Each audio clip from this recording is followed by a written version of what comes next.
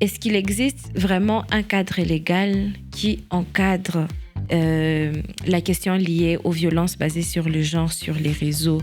Et aussi, quelles sont les protections qui sont prévues par cette loi, si jamais il existe? La plupart des gens qui commettent ces faits créent des faux comptes. On ne sait pas les identifier.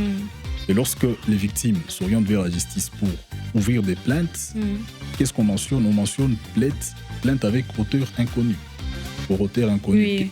On ne sait pas qui poursuivre. Qui est-ce qu'on va poursuivre? En fait, ça crée des soucis au niveau de la justice.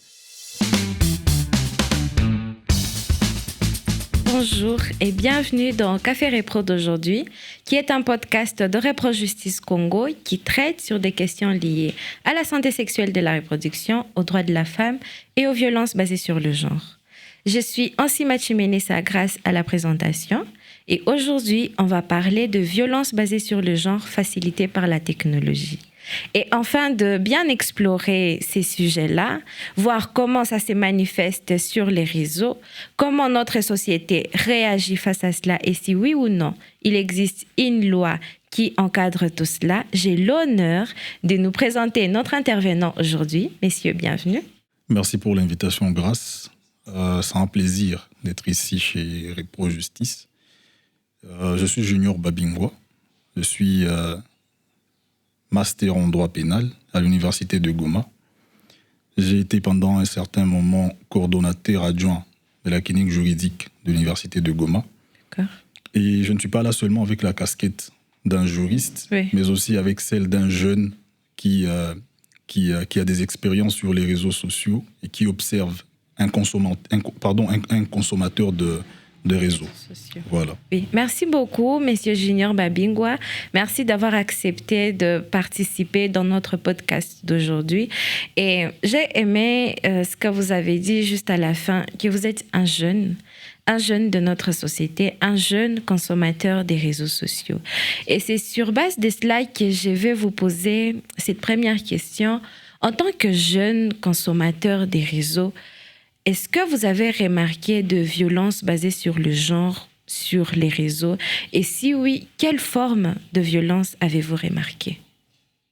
Ah oui, en tout cas, j'ai vraiment remarqué plusieurs formes de violences basées sur le genre, sur l'espace numérique. Mais il faut retenir qu'il y a beaucoup de formes de VBG sur l'espace numérique. Mais il y a en tout cas certaines formes de VBG qui sont très récurrentes. Nous pouvons parler de l'usurpation d'identité, mais également de la tromperie. En parlant de l'usurpation d'identité, nous voyons un individu qui vient s'accaparer des identifiants d'un autre individu pour soutirer des intérêts quelconques envers des gens. Et souvent, ces usurpateurs-là utilisent des identités des femmes, en tout cas trop souvent. Ce sont des violences qui s'orientent vers les femmes. Et après, vous pouvez voir des histoires comme, par exemple, ils commencent à demander de l'argent, ils commencent, aux hommes, ils commencent à utiliser les photos d'une femme pour avoir quelque chose. Ça, ce sont des formes de VBG qui sont interdites. Quel genre de photos que ces personnes utilisent afin de soutirer de l'argent à d'autres personnes sur les réseaux? Je crois que tous les coups sont permis sur l'espace numérique. Okay. Ils peuvent envoyer n'importe quelle photo. Oui. Ça peut être même des photos truquées par l'IA. Oui. Parce qu'il y a aussi le phénomène de l'IA qui fait un très grand ravage sur les réseaux sociaux. Et puis, il y a la tromperie. La tromperie. C'est similaire à l'usurpation d'identité. La tromperie, pour elle, on ne usurpe pas l'identité d'une personne, mais on essaie juste de se faire passer pour un personnage fictif qui n'existait pas, pour essayer, encore une fois, de soutirer des intérêts vers des individus. Et il y a des réponses d'ailleurs qui sont répressives, qui sont contenues dans le code numérique qui avait été promulgué en RDC le 13 mars 2023. Ok. Merci beaucoup, Monsieur Junior Babingwa. Au-delà de la tromperie, comme vous l'avez dit, des gens qui usurpent l'identité de jeunes filles, qui utilisent leurs images pour soutirer de l'argent à d'autres personnes. Est-ce qu'il n'y a pas d'autres formes de violence basées sur le genre?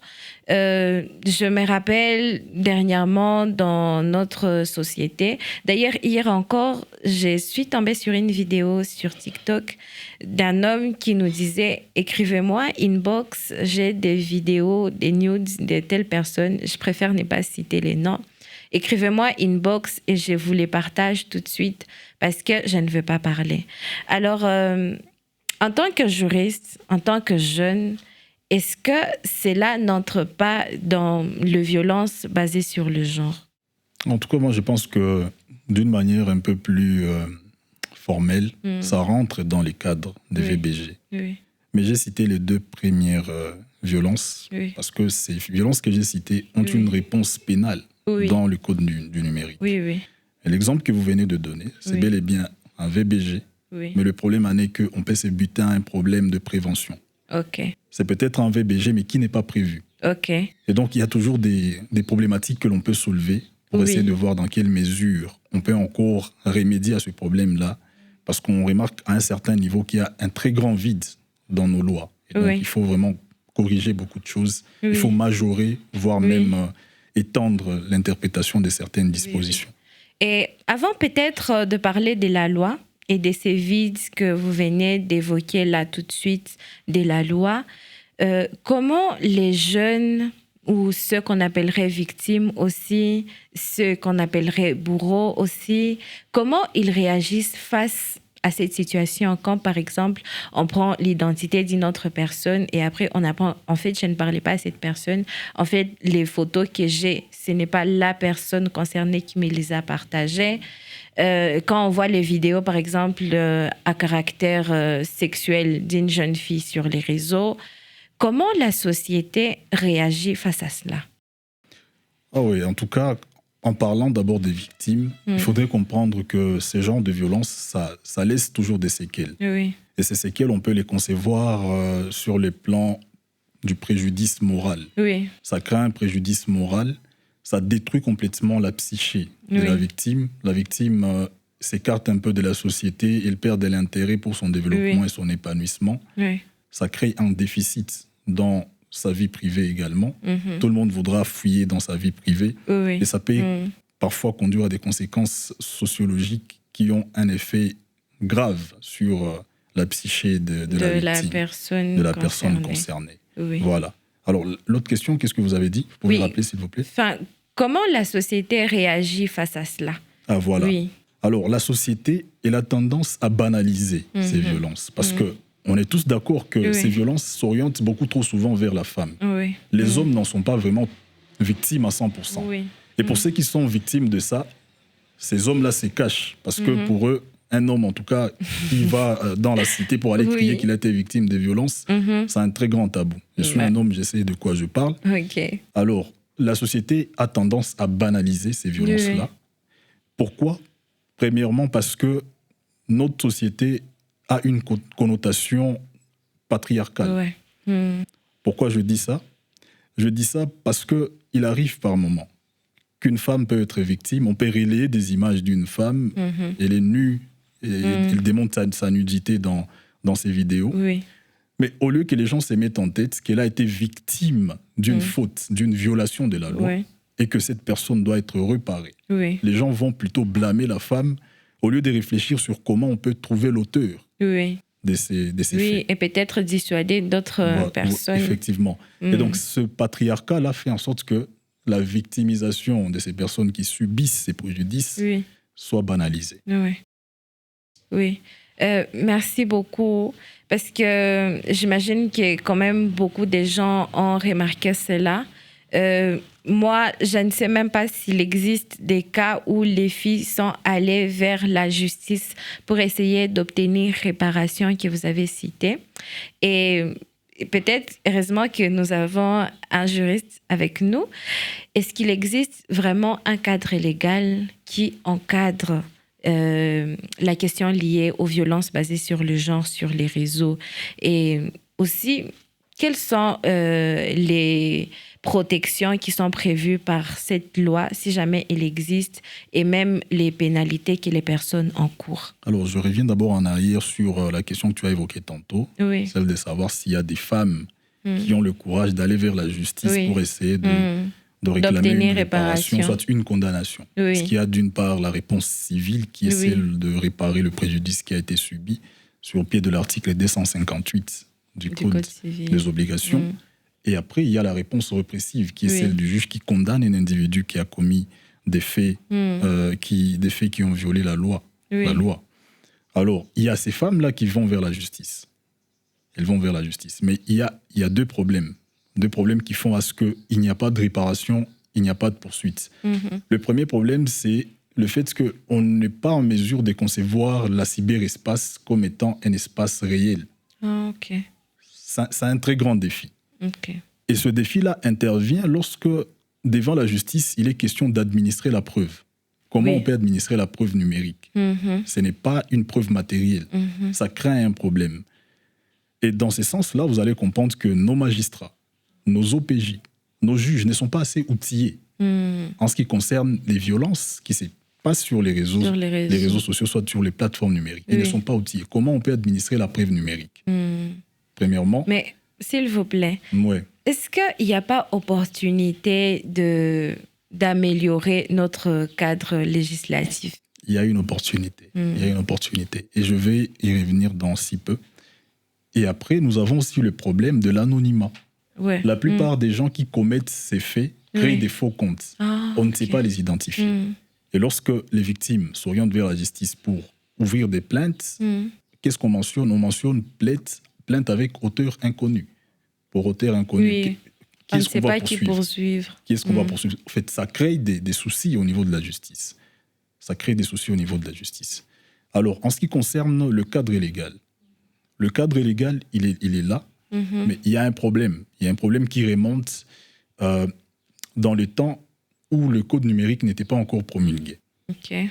Alors, dans un premier temps, en 2006, les législateurs congolais ont introduit les violences sexuelles dans le code pénal. Okay. Il les a incorporées dans le code pénal et a incorporé une procédure spécifique en matière de violences sexuelles, notamment au travers d'une autre loi. Et il a regroupé 14 formes de violences sexuelles. Okay. Mais dans le temps, on ne parlait pas encore de VBG. Okay. Parce que tout VBG n'est pas forcément violence sexuelle. Oui. En 2023, le 11 septembre, par le truchement de l'ordonnance numéro 11/023 du 11 septembre 2023, cette ordonnance est venue incorporer les VBG dans la législation congolaise. Okay.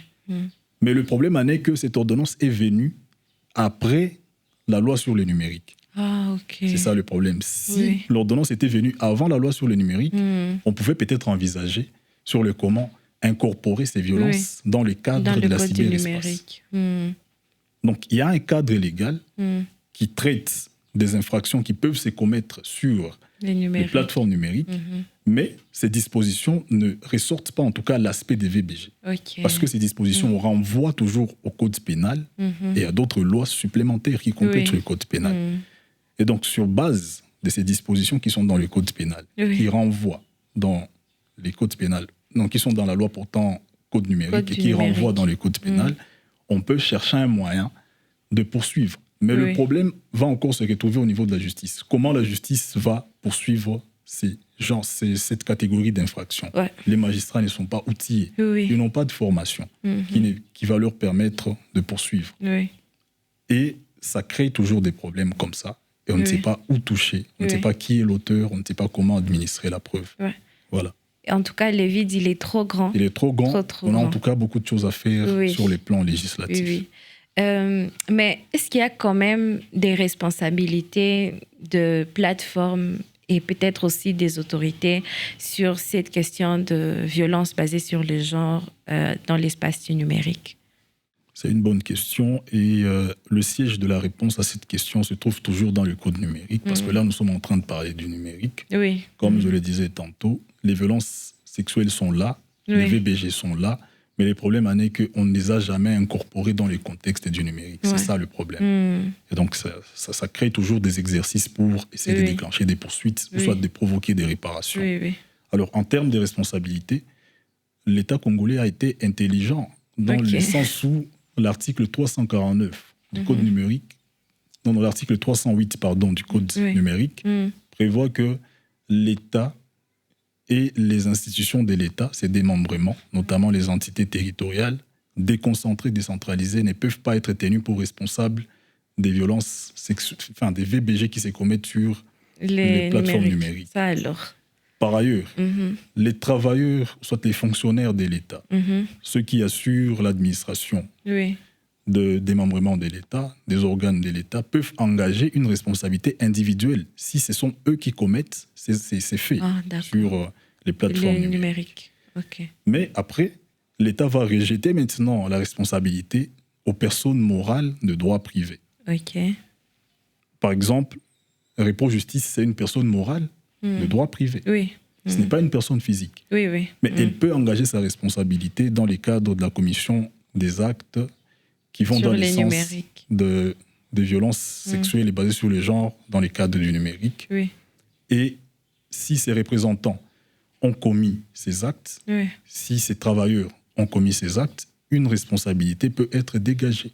Et des sanctions sont prévues.